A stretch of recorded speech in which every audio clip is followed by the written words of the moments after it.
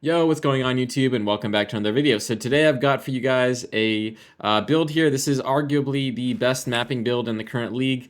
A lot of you guys are probably familiar with this. This is the Lightning Spear Amazon, and I've been working hard and diligently over the last few days, spending many hours in PoE trying to create the ultimate version of this build that feels the best to play, has the best mapping, and also doesn't suffer too much when it comes to bossing. So I found, kind of unique ways to scale our single target damage. And let me go over the build for you guys. And starting off, of course, we are using a Tangle Tong. This is a low level unique, but it is surprisingly powerful because it has this line here that says 4 critical hits. And basically what this means is that you will benefit from double your critical damage bonus when you actually roll a critical strike successfully.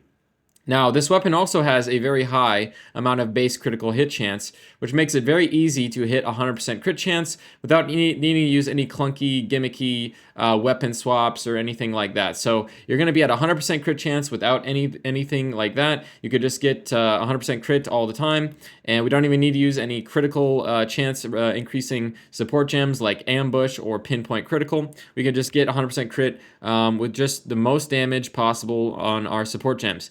So starting out here, we have Lightning Spear, of course. This is our mapping skill. Basically, this skill will throw a spear that then splits between enemies, and it will chain around, and it can clear like entire screen as well as enemies off screen. So sometimes you'll drop loot off screen. It is very incredible at clearing, and it's probably one of the best in the game currently for map clearing.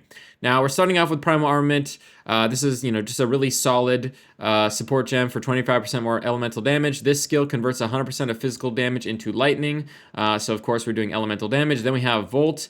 This allows you to chain additional times, which again for a skill that chains is very powerful, as well as giving some extra damage as extra lightning. Very powerful. Innervate. This is a really strong buff, 35% damage as extra lightning, and we want to use it here in our main skill because this will give us 100% uptime on this buff.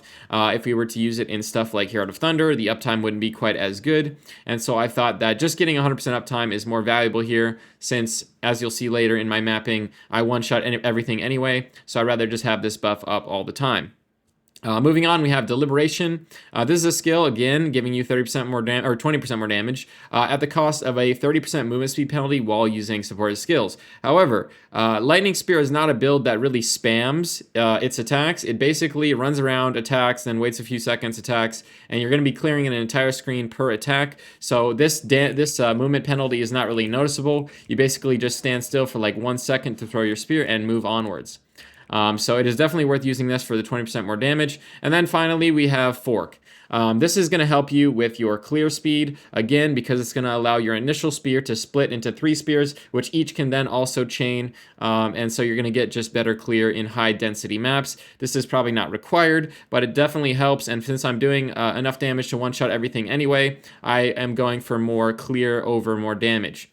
Now, moving on to Stormlance, this is our single target skill, and this skill is actually quite interesting because it is another skill that needs frenzy charges. So yeah, both Lightning Spear and Stormlance want you to have frenzy charges to empower them. But the way that this one works is when it consumes a frenzy charge, it still has a delay to detonate to do the big damage that you want to deal. And it also has a limit of only having 4 spears out at a time. So if you attack too fast, you can actually overwrite your spears, preventing your damage from actually going off because of that before said delay.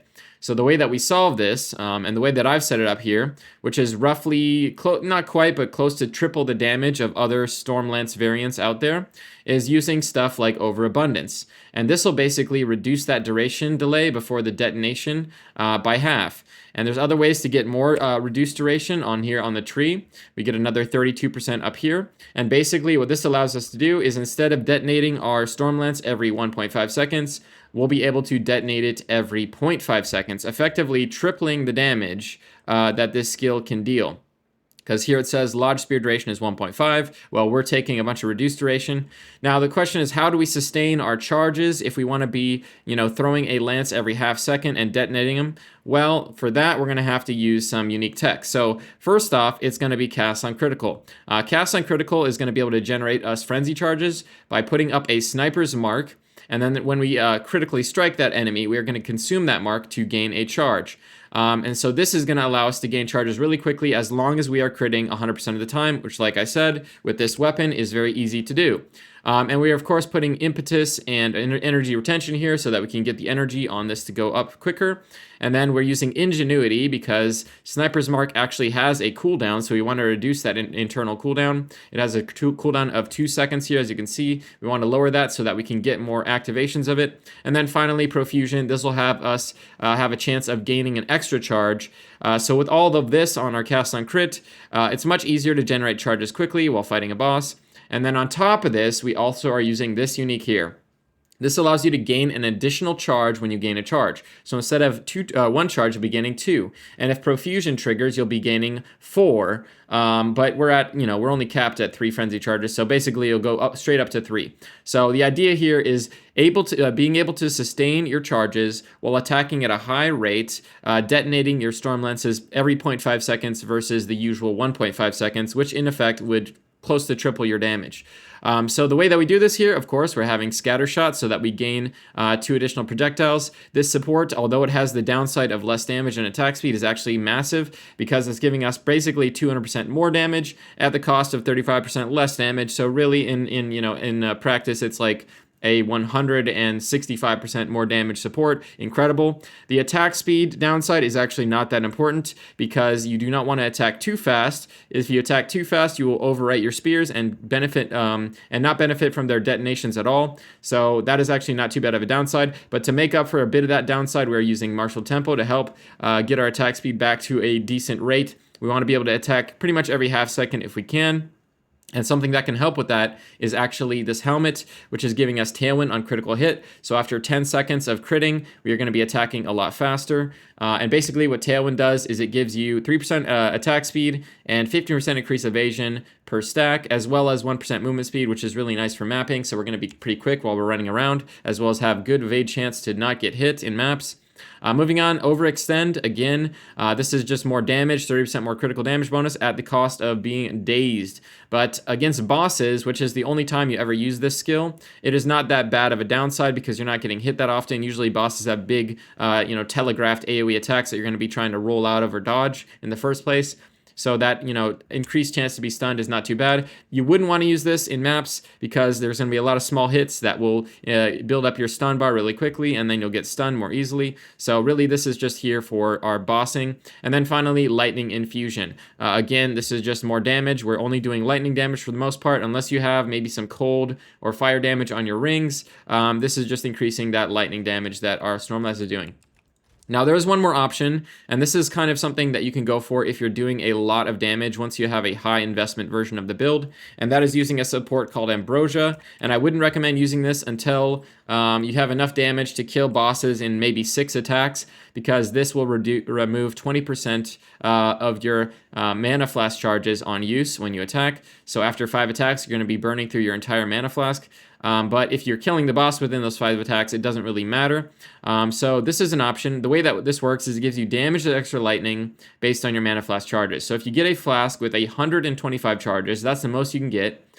This is effectively 75% damage as extra lightning. It is 3 times as good as lightning infusion and has no downside of reducing your fire and cold damage that you might have on one of your rings.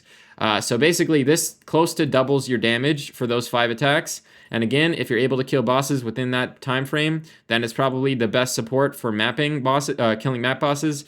For pinnacle bosses, which take a little bit longer, you're probably not going to be able to kill them within those 5 attacks, and you're probably going to need your mana flask. So I would not recommend this setup for pinnacle bosses. But this is an option, like I said. Now, moving on, cast on crit, I already went over this. Now, Profusion is interesting because this is going to help us generate additional charges, but you can alternate this between your Combat Frenzy or your cast on critical. On bosses, especially pinnacles, you're really going to want this in your cast on critical because you're not really making any use of Combat Frenzy. But while mapping, having this in your Combat Frenzy will actually help you generate charges a little bit more consistently. And the way that we're generating charges with Combat Frenzy is we are electrocuting enemies. This will generate us a charge when we electrocute enemies every 4.2 seconds.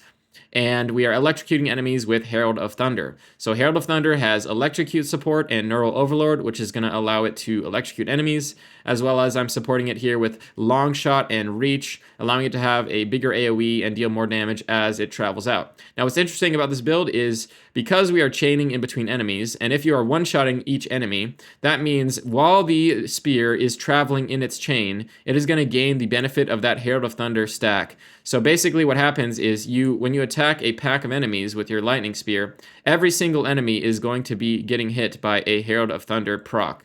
And so Herald of Thunder is actually really powerful at helping your clear.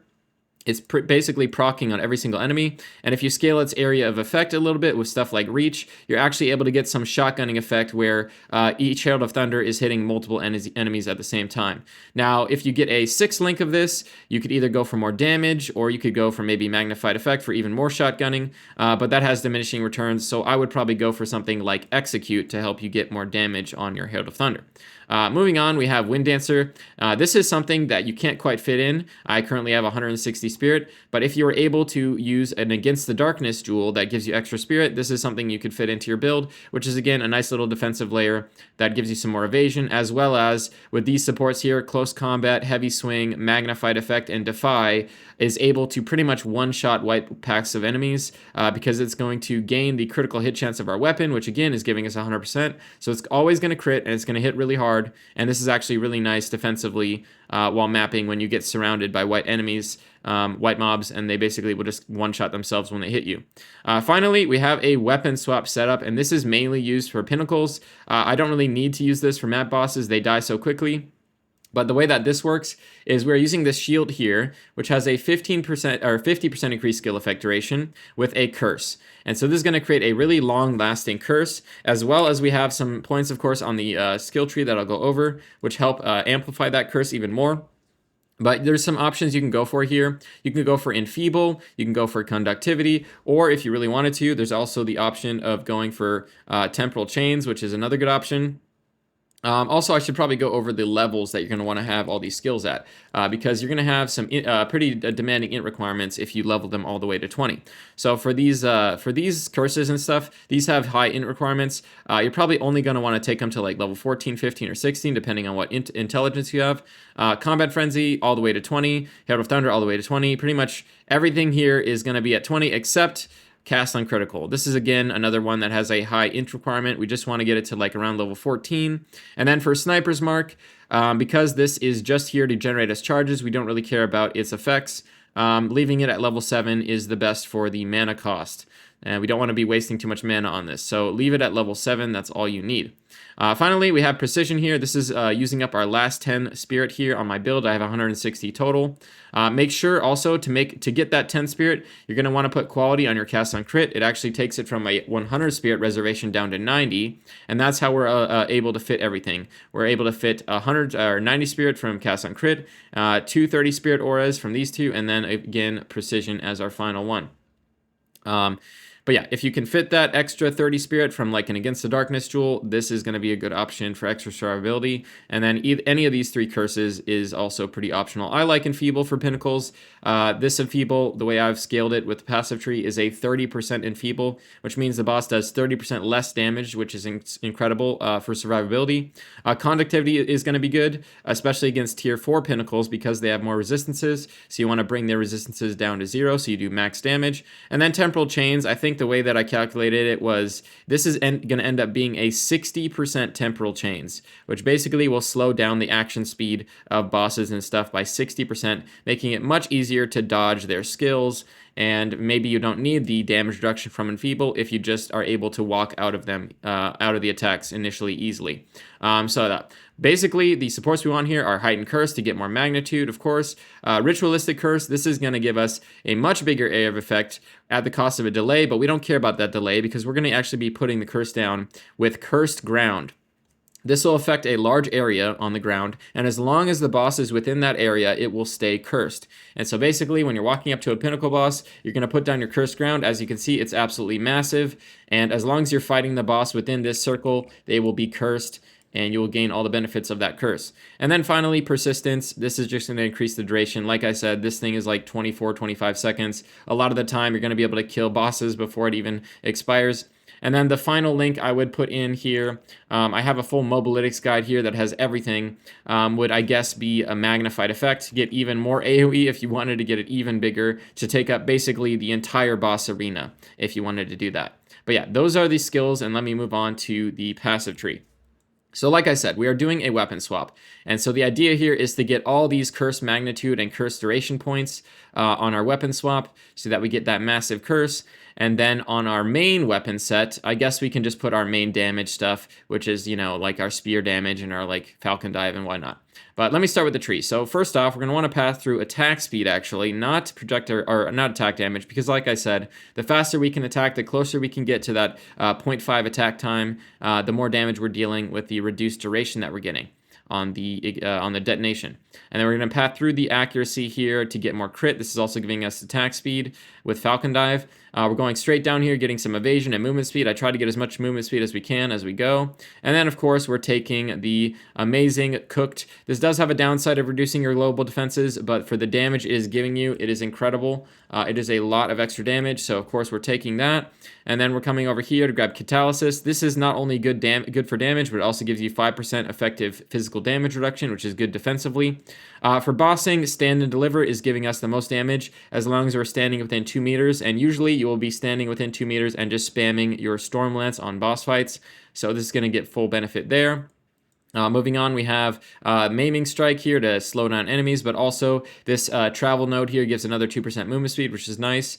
Finally, we come down here and grab even more movement speed and attack speed, and Falcon Dive, which basically is converting a portion of our accuracy into attack speed, allowing us to attack quicker. And then the entire spear section here is incredible. These are all really efficient points.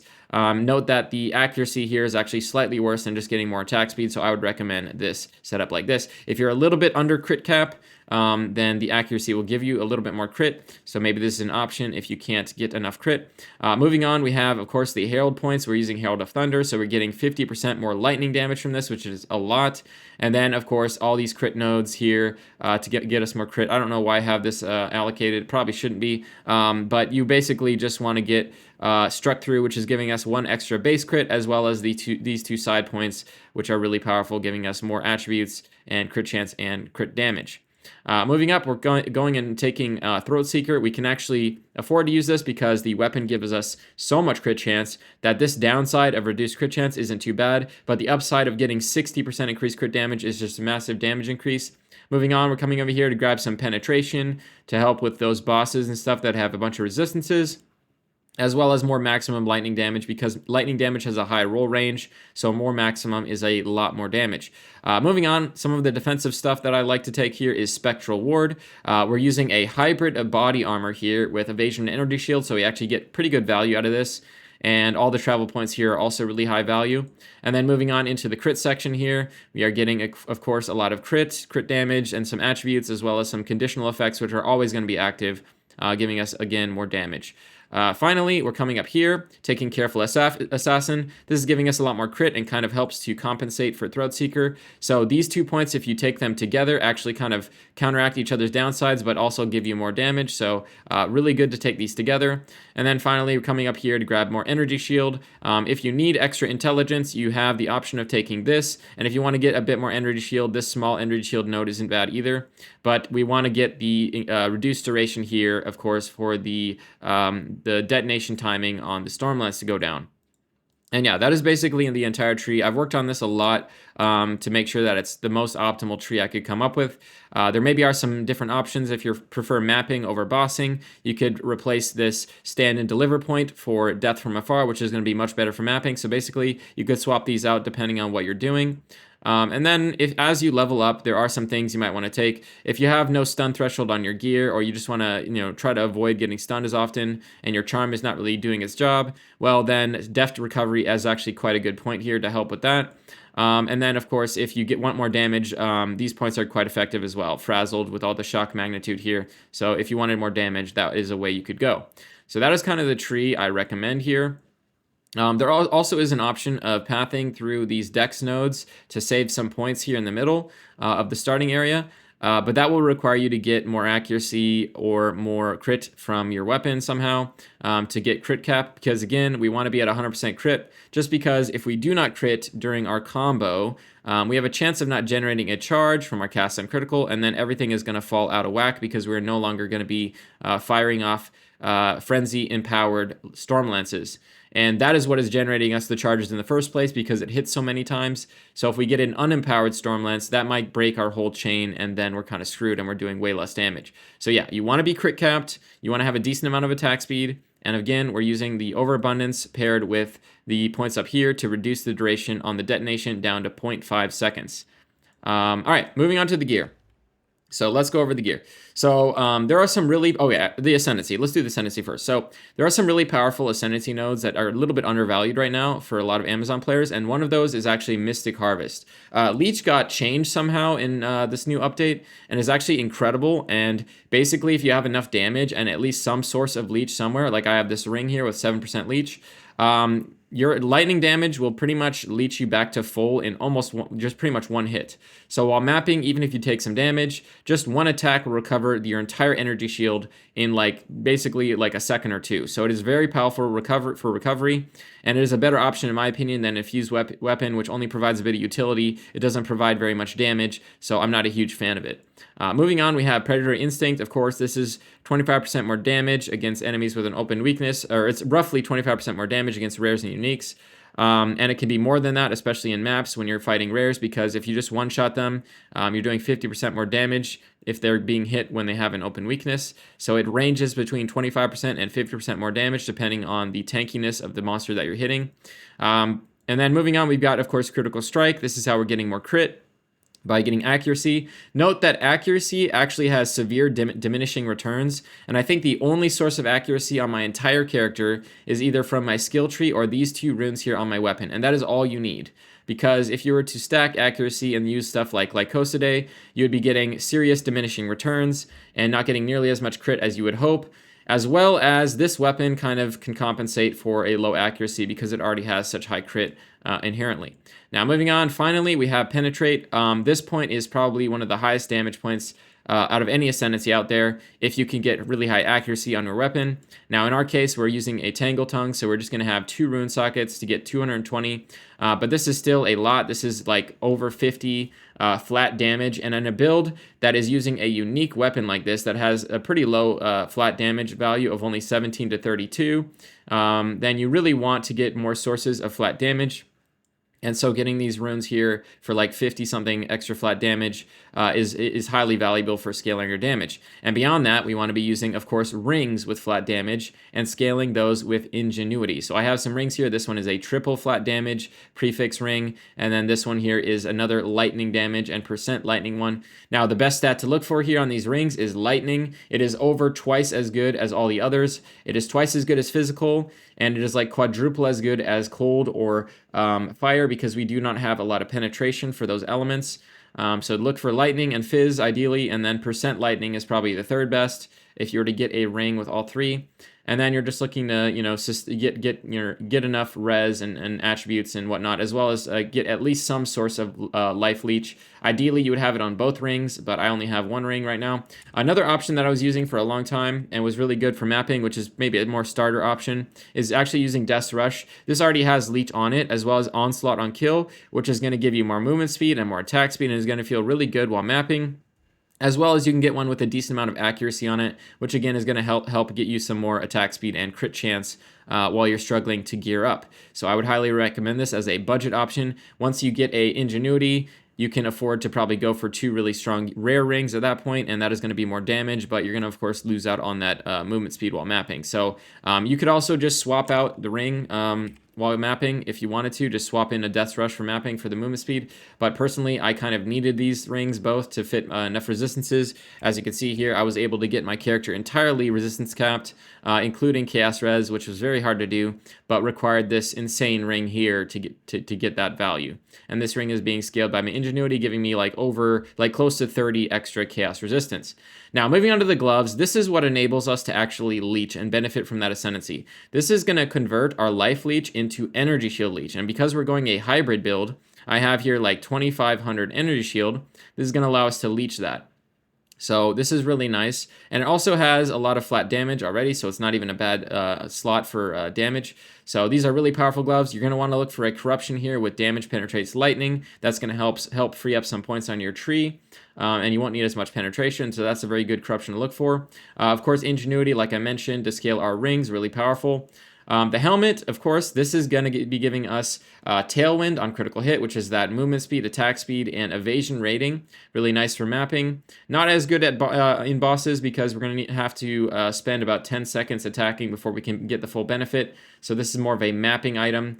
But still really nice. Also, it's not too expensive to get the spirit corruption here, which is actually mandatory because, like I said, we want to get to 160 spirit. And so combined with my body armor here that has 40 and my helmet that has 20, that is allowing us to get to that 160 spirit value. The Serpent's Egg, again, is helping with that charge generation because we're going to be attacking so fast here with our Stormlance, as well as basically solving any charge problems while mapping. I never don't have charges. Finally, the boots. This is going to be our pure evasion slot. We want to get a decent amount of evasion. Right now I have 53 evasion with no tailwind. When tailwind is fully stacked up, I'm at like 70 something. So that is going to feel really good in maps because you're not going to be getting hit by a bunch of small hits. Preventing you from getting stunned as often, and it's just going to be, you're going to require less recovery because you're not getting hit as often. Now the weapon, the shield here is a focus with a bunch of energy shield, as well as helping with our int requirement and some resistances, but you might also want to go for one with more damage. You can get lightning damage on a focus, which is a huge damage increase, and with a high lightning damage roll, it's like a 15% more damage multiplier to your entire build. So look for like a high energy shield, high lightning damage focus that has decent suffixes is going to be a good option. Of course, you'll get less energy shield, but you're getting damage in return, so it's kind of a trade-off. And yeah, that is the gear. And then here for the charms, we are using a stun charm because stun is very menacing in this patch and is, constant. So we want to be able to avoid those as often as possible. And I have one that has charges on kill, so I get it up quite quickly. And then I have, of course, another charm that is helping us preventing us from dying, which is a thawing charm, so that we won't get frozen nearly as much, again with charges gained on kill. And finally, a bleed charm, so that we will not get bled. They actually made bled go through energy shield, so we're actually quite vulnerable to bleed here on this build. So we want to make sure that we don't get bled nearly as often. And if we do get bled, we're just going to have to use our life flask to survive that. So for that case, I am using a instant life flask so that I can spam it if I get bled and out heal the bleed. And again, with charges gained on kill. And finally, for the mana flask, like I said, I do swap ambrosia in for when I'm killing map bosses because I can kill them in like 5 or 6 hits. So we want one here with 125 charges. The other mod doesn't really matter, but yeah, just look for 125 charges and whatever other mod looks good.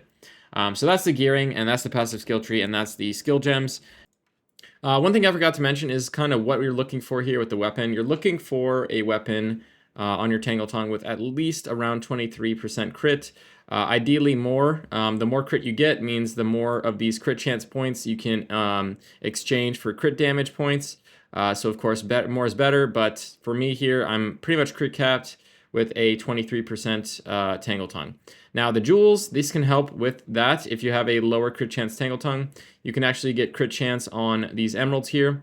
In my case, what I'm looking for is I'm looking for crit damage, which is a massive increase, of course, because this weapon is doubling it.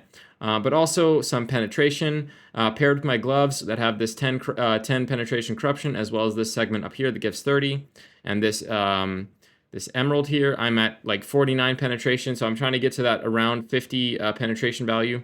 Of course, pinnacles or tier 4 pinnacles and some maps that have extra res can get up to 75 resistances, and in those cases, you might want to get even more of these emeralds with penetration, or consider even just pathing over to either Primal Sundering or Surging Currents. So that's maybe something you could swap out for like tier 4 pinnacles. But for the most part, 50 pen is going to be enough for most scenarios. And then, yeah, the main stats you're going to be looking for on these emeralds is like crit chance to help if you're not crit capped, crit damage if you are crit capped, and then pen and like magnitude of ailments or magnitude of shock is also really powerful. There's also other good stats like damage with spears, just attack damage, projectile damage, even attack speed can be good. But then moving on to our other jewels, so I'm usually only running one emerald. I'm using these sapphires, and I've got 3 of them similar to this. What I'm looking for here, again, is crit damage because we're benefiting so much from that. But because I have a very high energy shield focus here with 470 energy shield, I actually looked for energy shield from equipped focus. And for me, that was about similar value in how much energy shield it was giving me to getting the normal, just flat percent energy shield mod. If you do not have as much energy shield on your focus, or you're using one that has maybe lightning damage on it, then you're gonna of course want to be looking for just generic energy shield and not the one from the focus. But the one from the focus is cheaper, and you can usually find pretty good jewels here like this because people don't value that stat as much. And then of course crit damage again and magnitude of shock. You could also get magnitude of ailments. Magnitude of ailments is slightly better because it'll not only increase our shock, but also it'll make it easier for our Herald of Thunder to electrocute while mapping. So that's probably ideal. And then, you know, those are like the main three to look for. There also are some like nice utility ones that you could look for. Like here I have recover 1% of my maximum life on kill. The Tangle Tongue actually does have a 10% of skill mana cost converted to life cost. So if you have no source of regen anywhere in your gear, you're going to be slowly ticking away at your life. It's very minor, but after like, you know, a decent amount of time, you'll see some of your life missing, and you'll want to either use your flask to get that back or have some source of regeneration. So this is just helping me in maps to not have to deal with my life going down over time. So that's another one to maybe look for, or you could just get regen on one of your suffixes on your gear. And then finally, yeah, this is another one with just crit damage, energy shield from focus, and I guess elemental damage. All of mine are corrupted to help with resistances and some attributes here, but I don't necessarily think you need that. You should be just fine with uncorrupted ones. All right, so now I want to show you guys just some random map here. I've got, this is, I don't know, some random like 7 mod, 8 mod map, I don't even know. And this is giving me Enfeeble, so I should be doing less damage, I guess. But that won't be a problem. Usually while mapping, I don't really even look at the mods because I just do fine without it. You know, the only mods that end up killing me are like maybe minus max res or something, but usually I cruise through maps real easily. I don't really have to pay much attention to the mods. Of course, that is because I'm, you know, pretty powerful here on my build. But for people who are less powerful, you know, of course, you know, take some precautions to not do maps that are too difficult.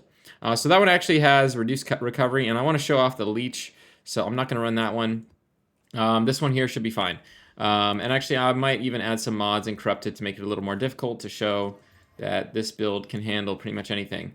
So I am on a full atlas here with pretty much every percent increased explicit modifier that you can get. So this is as hard as you can make the maps. I can't quite finish the bossing atlas yet. I need to go kill Arbiter, but I'm on the +4 bosses here. So they're, you know, like 1 point shy of being the highest tier. And then I am going to, I guess, go do a boss map. So we can showcase like the mapping as well as like a boss. And this is a boss that is corrupted or hunted by Edna's Merry Wisp. So he's a lot tankier than normal bosses. He's about 60% toughness. So about 60% tankier than like the average map boss would be. And we're just going to go ahead and see how this goes. So yeah, this is kind of the mapping experience. Kind of run around, throw one spear, and entire screen just explodes. I can just, like, if I pull up my rare thing here, I can actually throw a spear and kill a rare that is off screen from me. So as long as I'm using the minimap to see where the rares are, I can kill them before I'm even in range of them. And I guess I'll like show you some of the leech potential here. So I'm going to take some damage here, and I guess I'll show you. So if I attack this pack, I'm going to regen all my energy shield back to full. And that, of course, would happen even faster if I had a second ring with Leech. I only have 1 ring. But basically, you can get to the point where you're regenerating like your entire energy shield in pretty much 1 attack on enemies. So that's really powerful for sustain while mapping. I'm getting my my Tailwind to build up here, which is giving more attack speed and movement speed and evasion rating. The uptime on this is kind of questionable depending on how you play. If you're better at, you know, avoiding damage and you're like attacking from a further range, you'll pretty much be at 10 stacks all the time. But if you're like me and you just like run straight into enemies like that, of course it's not going to have as good of uptime. So you want to make sure you're playing at a bit of a distance. Let me just try and find the boss as fast as possible so I can show you guys the kind of the bossing potential here. So yeah, we're just running around. We have decent amount of movement speed. I was actually able to get a body armor here, Scalper's jacket or a Falconer's jacket with extra movement speed. Okay, I've got a Rogue Exile, so let's show this as an example. there's the Rogue Exile. Just got one shot because of all the chaining, and just, yeah, just deleted from the game. And I guess we're looking for the boss now to show that. But yeah, whole screen's cleared in one attack. I pretty much always have enough frenzy charges. It's pretty chill mapping. Yeah, I mean, that's pretty much the showcase of the mapping. All right, let me try to find the boss as soon as possible so we can, you know, show that. And you do get surrounded sometimes, like I got there, because this is a corrupted map, so enemies are spawning on top of me, and they'll surround me. That is where Wind Dancer really comes in handy. If you can fit that extra spirit, getting Wind Dancer would be really nice for kind of knocking back and killing some of those enemies that are bothering you. So I would really recommend, if you get a, you know, a Against the Darkness jewel with some spirit on it, to put in Wind Dancer. I think that'll make the survivability of this build a lot better even. And you'll get hit even less because it's giving you extra evasion rating, so you have better wind or better tailwind uptime. So I highly recommend Wind Dancer. That's the next thing I'm probably going to go for when I get the money to buy that. And then, yeah, let's find the boss here, and we will... I'm getting messaged in the middle of making my video. That's okay. I'll answer him later. That's fine. We're gonna go find the boss here. And yeah, like, rares are like either 1 or 2 shot, kind of depending on how tanky they are. But here we go. Let's show off the boss here. I'm not even gonna use my Enfeeble. I don't really need it. So this is a purple Wisp empowered boss. These are very tanky. And like I said, this was a tier 4 map boss. So this is a very tanky boss, but as you'll see, I will be doing a lot of damage here to delete her pretty quickly. So I'm just going to kind of stand still, instantly stun her, and I guess I got to move out of that, but as you can see, the damage for single target is quite good. She died in about, I don't know, 10 seconds, less than 10 seconds. Like I said, that's like a +4 map boss with an Asmeri Spirit, so quite a tanky one. Normal map bosses that don't have the spirits and aren't +4 will die basically in 2 attacks. They're just going to get deleted from the game. So yeah, that's the bossing showcase, and I will do a pinnacle bossing showcase next. Alright, so next up I'll be showcasing you guys a tier 4 Xesht. Bear with me, this is actually my first time attempting this, but I guess we're about to find out if this build actually can have good bossing damage with this kind of a setup. So I'm using conductivity here just to make sure I can get him down to 0 res. And I'm going to put my conductivity down here in a second. And we're just going to see how this goes. Try to stand in 2 meters for stand and deliver. And yeah. Once I start critting, I'll get my frenzy charges.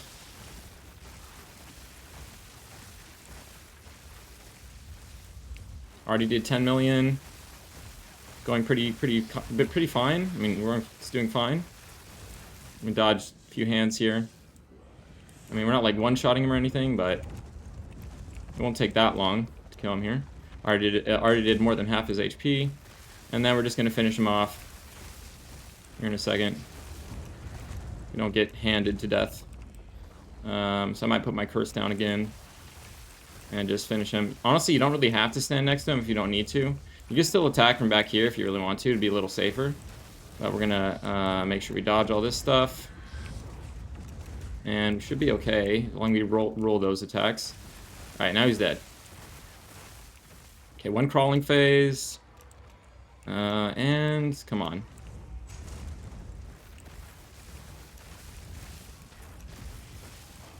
And I probably should have put Coaling Strike in my Spear Throw. Would have made this a little easier. Put like Spear Throw on one of my buttons with Coaling Strike, but there you go. There's tier 4 Xesht. That was my first time fighting him. There's probably some optimizing I can do to make this a little quicker, but yeah, not bad at all. And of course, I'll be linking my POB as well as this entire written guide, which goes over everything in depth in the description for you guys. And yeah, hope you guys enjoy the build, and I'll catch you guys next time. Peace.